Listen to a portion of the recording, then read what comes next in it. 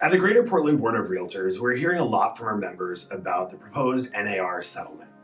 And here's how we're thinking about it. First of all, there are a lot of questions that are unanswered or unanswerable, partly because it's a proposed settlement, needs to be approved by the judge, it could change, and there are a lot of questions about what people in the industry might do differently going forward. We're staying focused on what we can do in the short term to support our colleagues, our businesses, and really our clients. Here are a few tips and suggestions that reflect how we're thinking about it. Number one, it's more important than ever before to talk about the value and benefits of buyer representation.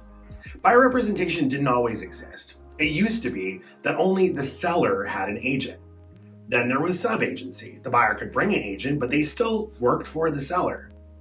That's why we invented buyer agency, so that buyers had representation in the most important financial decision they might make in their lives. You, as a realtor, know what those values are. You know the value your negotiation brings, your vendor relationships, your knowledge of the process from start to finish, your ability to navigate any hurdles that might come in the way. It's more important than ever before that you have those discussions with your clients. It's important that you have those conversations when you're meeting with prospective buyers and also when you're speaking with sellers and consulting with them about the commission you might charge and whether or not and how much to offer as a buyer agent commission and a co-broke fee. Second, you really need to think about that consultation conversation you have with buyers and getting that buyer agent agreement signed before you show any houses. A lot of you may do that already. Some of you might do it sometimes and not other times. We know from the proposed settlement that when you're representing a buyer before you show a house, if you're an MLS participant, you're going to be required to have a buyer agent agreement written in place before you show houses. Hasn't happened yet, although arguably Maine law may already require that. So now is a good time to start practicing that. Number three, start communicating with your current clients and your past clients about what's going on and about the agent value proposition. A lot of what's going on in the lawsuit, in the settlement, and what's happening in the media is reflecting the fact that not every real estate agent everywhere has been communicating upfront, transparently with their clients about the value that we bring and how we're compensated.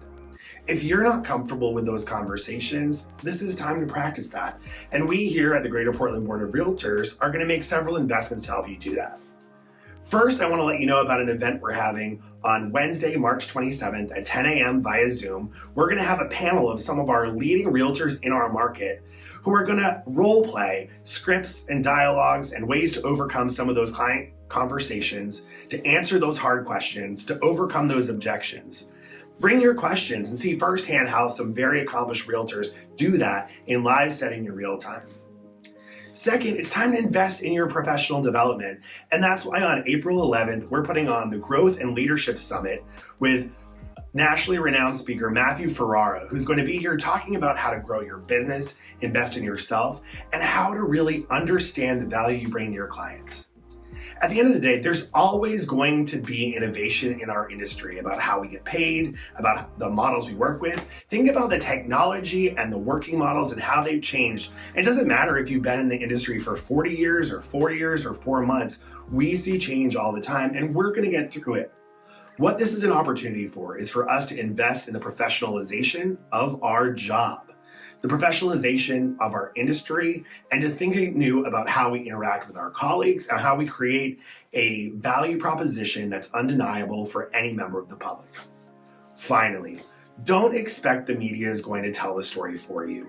There's a lot we can do with press releases and how we try to influence the way that this gets covered, but at the end of the day, your business and your interaction with everyday consumers is going to be how the public figures out what to believe, what not to believe, and whether or not a real estate professional matters in a transaction. It's up to you. And our job here at the Greater Portland Board of Realtors, which as a member, we need your help, is to help strengthen our industry, to take short-term and long-term steps to invest in our profession, to really support and defend the value that we bring to real estate buyers and sellers. If you have ideas for what you'd like to see, please reach out. We're not going to have all the answers. There's a role for the Maine Association of Realtors to play and a role for NAR to play. Our role right now, though, is to be the local community supporting each other as we figure out how things might change and how they're going to continue to benefit the clients we represent.